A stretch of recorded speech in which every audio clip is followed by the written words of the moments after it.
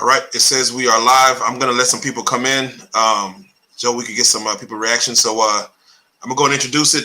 Real life street stars. We're doing a new segment for those who are fans of the channel. Those who have went out and watched the interview with Attorney Larry Taylor. Very good interview. One of our longer interviews, getting your full story. But it was very educational. If people who are coming in, if you haven't seen that interview, definitely stop what you're doing, go watch it. It's very educational. We talk about all matters just throughout, what's going on just with cases and things that, I know you guys are interested in. But with that being said, we do have you on. First and foremost, let me go ahead and introduce yourself again, Larry, if you don't mind. My name is Attorney Larry Taylor. I'm the managing partner for the Johnny Cochran Law Firm in Texas and Oklahoma. Okay, thank you. And the host of Tailor-Made Conversations on TailorMadeLaw.com. Definitely. Thank you for even having me, of course, coming to represent the Real Life on that conversation on your new podcast. With that being said, we got some things that happen, man. What we're going to do, and this is just going forward, and when things happen in the world, we would love to get an attorney's take on it. Again, from a civil perspective, from a criminal perspective, we would love to just kind of, pick your brain and see kind of what, your thoughts are as far as the legalities of what happens with, things that happen around the world, especially to when we see things that go with us. Now, with that being said, let's go and jump in it like this. I want to have a discussion as far as Travis Scott being arrested in Paris. As people know, we just had the Olympics. It just ended as of yesterday. But of course, as the U.S. won against Serbia, Travis Scott, he has a situation. So before I'm gonna play a little bit of the footage. What was your knowledge of the case prior? How did it come to you as far as what you just scrolling through your phone and saw Travis Scott arrested? Did someone call and say, hey, or were you watching it live on the news or anything? Well, I have a very deep interest in what happens with Travis Scott, going all the way back to Astroworld. And so I personally have a marker on my browser that anything that happens Travis Scott wise pops up on my feed. Okay. All right. Well, with that being said, he's been in trouble with the law before. I mean, I think he was just arrested in Miami, I guess some weeks ago or something of that nature. But what I want to do is I want to go and play the footage for those who haven't seen what we're speaking of with Travis Scott being arrested in Paris. I'm going to go ahead and play it, and then we'll come back on and speak with you in regards to what let's break down the video. So let me go and do that now.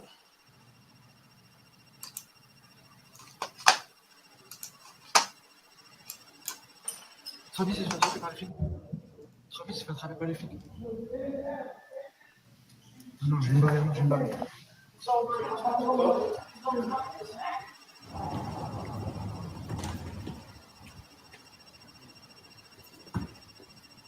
Travis, what happened? What happened, Travis? Travis, what happened? Vas-y, il y en a qui se mettent mets-toi dedans. Sorry. Travis, what happened? Travis. De l'autre côté, Ali, fais de l'autre côté. Devant, en face, allez, en face. Au milieu.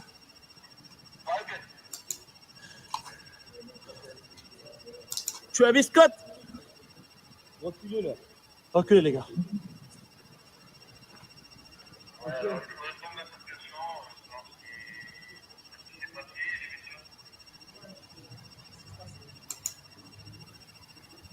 Ouais, mais attention, il y a des droites.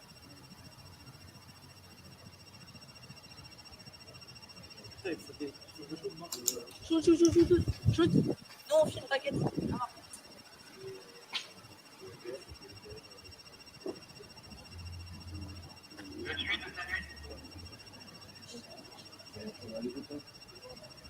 Reculez, messieurs, là. Allez. Désolé. Pas de soucis. All right, so we'll stop it right there. Let's get back to you, Larry, in regards. All right, so that video surfaces, of course, right after the U.S. versus Serbia win. You could tell Travis Scott has the same clothes on, so it happened obviously that night.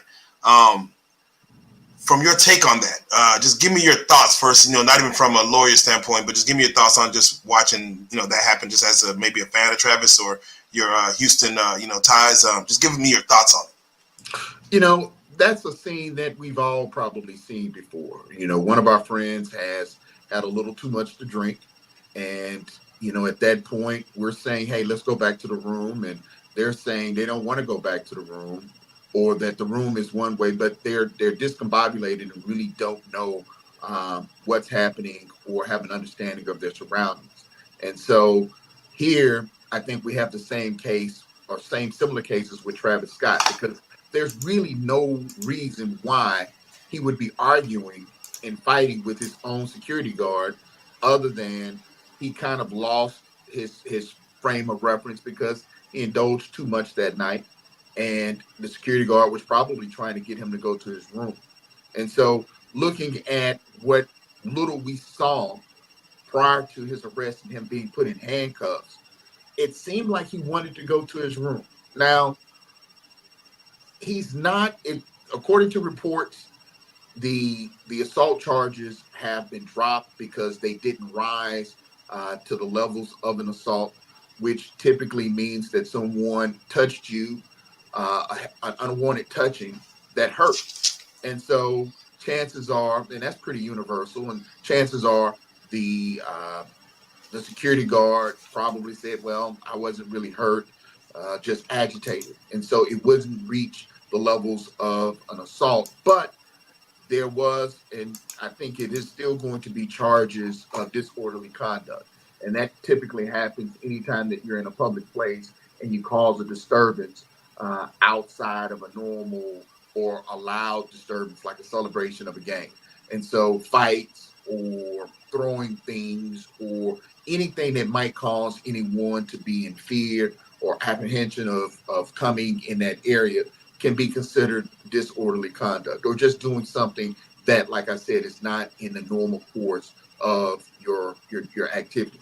And so he should be fine. It is a foreign country. I don't necessarily know at this particular juncture how that's going to affect him potentially entering back into that country. But if it's a low-lining misdemeanor, and it's not an assault or it's not a theft, most countries kind of overlook that. And so I'm believing that that's what's going to happen here. One of the concerns that I did have was how they handled him. He did not seem as if he could not walk himself. I was a little concerned about the way they held his arms, dealing with his joints and his shoulders. And so, I think that probably could have been handled a little bit better. They might have even allowed him to potentially go back to his room and sleep it off with maybe security at the front door, But given his actions, they may have been afraid that he would have tore up the room or done something or caused damage to the room. And so that's why he ended up going with law enforcement to sleep it off. Okay, so I want to stay right there. And of course, I don't know how civil suits work in Paris, but when someone gets arrested and get handled in a certain way, as you've seen, like this is probably a little excessive for, what you guys were called for to do. Does he possibly have, and let's just say if this was in America and this was the same thing happened, let's say in New York or somewhere, just whatever state, is it possible that he could have a suit against the police by being arrested in a certain way, or do people have probable cause to file a lawsuit if they are handled, kind of roughly when it comes to an arrest? In most countries, or should I say in some countries, especially countries that are those countries in Europe, I believe that there are laws that protect what they would call over-policing or police brutality. However, in this case, and just keeping it real life, Travis don't want that. Travis basically wants, if I'm his attorney at this point, I'm saying to him, let's take this misdemeanor, let's pay this fine, let's get you back home, and let's be done with it. Because if you get to going into trying to go after the hotel or go after the police department, then you run the risk of potentially opening the doors for that assault charge to come back. And that's when it becomes a problem. And so and this is the messed up thing about the law. Just because you said something or you didn't want anything to happen on day one, it doesn't prevent on day 5 or 2 weeks later from that same victim coming back and say, I do want to bring charges at this point. And so at this point, it would be best for Travis to make this cause as little ruffles as possible and allow this low-lining, disorderly conduct to happen and be gone. And it's a good chance that if they have laws such as deferred or even a conditional dismissal, he can pay a fine, he can do a PSA, and the case will be dismissed and he can go on about his life. Do you feel that the paparazzi were called by the police or they were already out there? Just your thoughts. Man, look, I'm going to tell you right now from personal experience, if you have someone who is high profile, most news stations or even freelancers are going to be positioned out there in hopes that something happens. And so we didn't see a ton. Like, for example, we didn't see 30 or 40 news outlets there. And most of them had cell phones. So it wasn't major cameras. And so, and it was probably around 5 to 8 of them. And I'm believing that those individuals were just stationed out there hoping that something happened. And the other thing that happens a lot is that hotel staff is paid by individuals to alert them when something happens. Correct.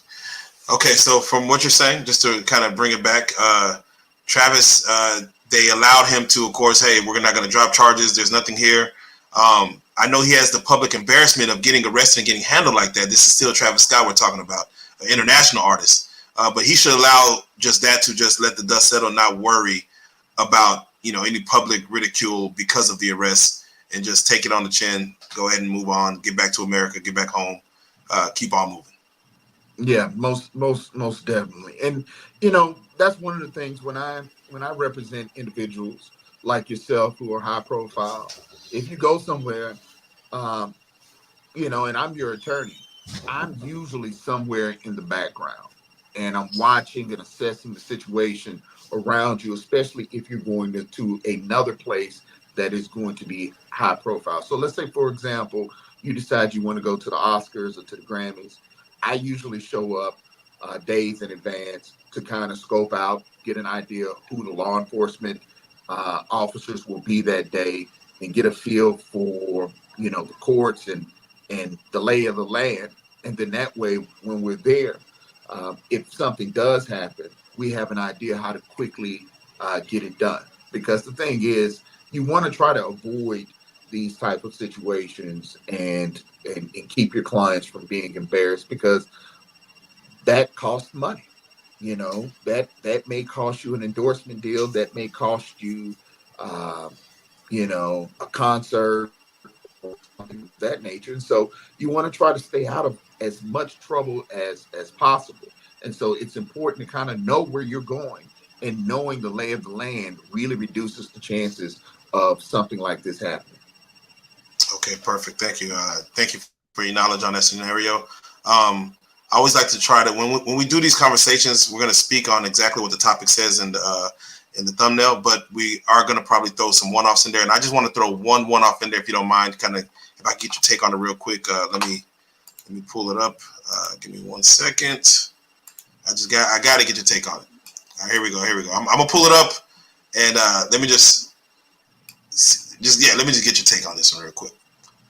So we have a situation to where, as you can see in that title, it says Cook County woman charged with stealing $1.5 million in chicken wings from a school district. As I scroll down to her mugshot, she obviously had this operation going for almost 2 years, from July of 2020, right when COVID kind of kicked off, to February 2022. She took 11,000 cases of chicken wings from a school district, the school district's main supplier. And without even going through, and again, you can see at the bottom, it has, massive fraud began at the height of COVID. And again, I don't know the details. We could, people could pause it and take a look at it. And as you can see, the budget of over 300,000. Let me just do this. If you don't mind, give me your take when you see a case like that come up, to where, you can see it's an elderly black woman. She looked like your old school, lunch lady. But she got away with 1.5 million. And the old saying, the jig is up. We got you red-handed. What are your thoughts when you hear that she's taking chicken wings from these, poor unfortunate kids? So first of all, Joker, the correct term would be the gizzard is up, since we're talking about chicken. Yeah, there you go. But I look at this and really say to myself, two things. The first is, who really put this woman up to that? She's 60 years old. She's not moving $1.5 million of chicken wings by herself. And I don't care how many barbershops you have in your town. I don't know if you're moving that type of chicken at the barbershop. And so I just don't see her being alone. And they say in the report, it's a criminal organization. And so it's going to be really interesting. Also in the report, if those of you who are watching, it says that she took a plea deal for 9 years. That's not a bad deal, considering that it's 1.5 million. Usually when you have cases in that range, in that dollar range, you're talking about some significant time. And so you're also potentially looking at, she seemed to have avoided it, federal time. Anytime you start getting into stealing that much money, the feds always take a look and see if they have a role in that. Things that could give them a role into that would be, how was the money distributed? If the money was distributed on Cash App or anything that used any kind of electronic transfer of funds, she could have been looking at wire fraud, and that involves the feds. And so it's curious. I'm curious to know, and I'm pretty sure this isn't the end of it. I'm pretty sure there will be other charges to come, and those individuals won't be receiving as little time as 9 years. Wow. Would this be considered a blue-collar crime, the chicken wing theft? Considering it's chicken, it'll probably be yellow collar crime. There you go. No, but no, it would be considered white collar crime. And so, you're really talking about anything that deals with larceny and taking something from another and using that or moving that from their ownership and selling it for your own personal use, which is what happened here. And so, one of the concerning things, and I'm pretty sure one of your viewers are going to mention this, is how this affected the children. Because this chicken was supposed to be used to feed, if I read it correctly, feed children who wouldn't necessarily had food at home.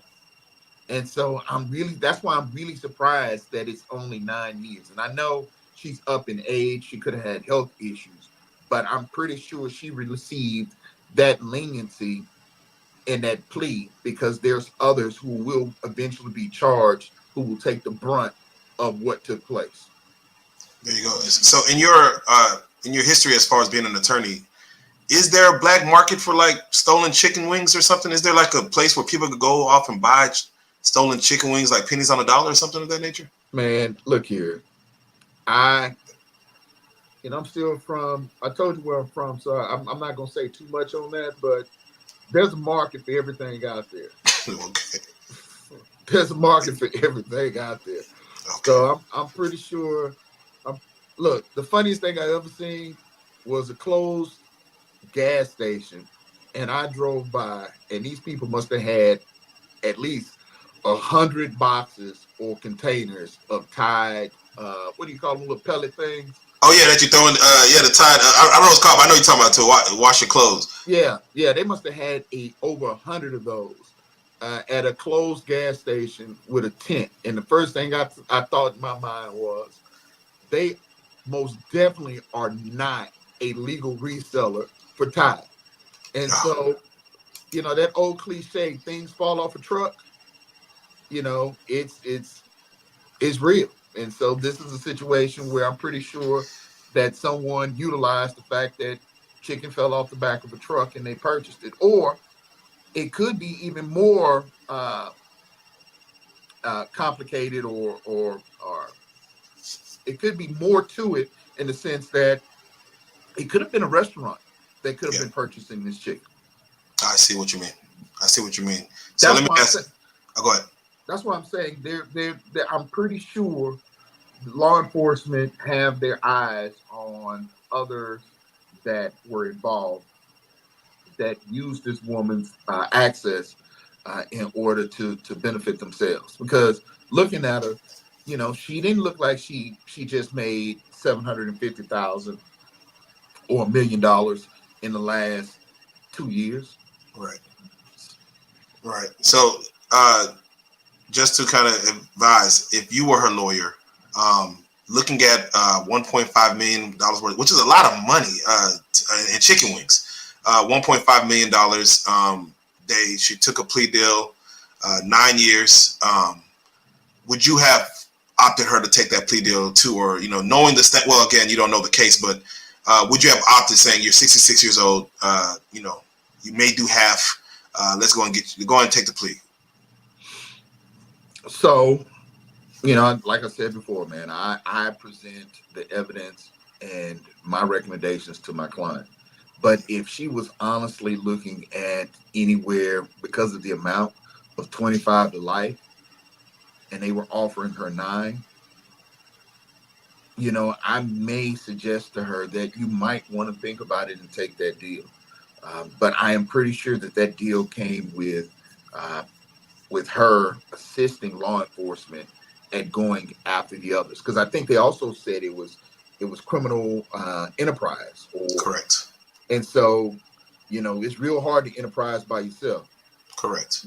Well, R. Kelly, he was in a RICO, and he's the only person. I mean, I don't know, but another story. That's another story for another time.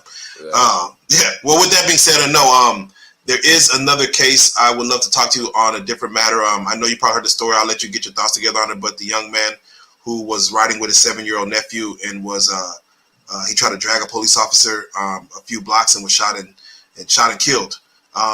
As the police officer feared for his life. There's, of course, the body camera footage was released. I'll get it to you if you haven't seen it, but I would love to break that down with you on a future episode here soon, just to kind of get your take on how that all played out. But I'll get that over to you. But with that being said, no, thank you for the knowledge of in regards to Travis Scott, as far as for other celebrities that may get involved in situations like this overseas. I know Nicki Minaj just had it happen with her. So kind of ways to move, but thank you for that knowledge. Any final thoughts you want to give in regards just to our fans that are watching? Man, nothing other than, once again, make sure that if you're watching, that you subscribe, that you like, and that you support these men and women of street stars. They're doing a good thing. I've had an opportunity to speak with them. I really like what they're doing. They've made me the real life lawyer. And so I'm traveling, and I just get off a plane and I get a call from the Real Life Joker saying, "Hey, can you talk about this subject?" I was like, "Man, I'm here for my sister's birthday. I didn't bring a suit, but for you, I'm going to get to the hotel room, gonna pop up the iPad, and I'm going to tell the people what you want them to know." Man, and we appreciate you for that, man. But yeah, this is going to be an ongoing topic because, again, we like knowledge, and knowledge is power, and knowing is just half the battle. So with that being said, Attorney Larry Taylor, man, if you don't mind, also let them know how to follow you on any of the platforms you're on. You can follow me on YouTube under TaylorMade Conversations. The website is tailormadelaw.com. If you have questions and you want to know if you have a case, you can always go there, and one of my paralegals or attorneys will let you know exactly what we think the situation is. And you can follow me on Instagram at Larry Taylor II. Perfect. I definitely appreciate you, man. If there's, of course, any fans that have questions, like he said, he gave the links, he gave the drops, he gave the IGs. Y'all definitely hit him up. Very knowledgeable. We'll be touching base with you soon because, of course, the world keeps on spinning and things keep on happening. So with that being said, we got to say it again, man. The real life lawyer, man, attorney Larry Taylor. You are a real life street star. We salute it.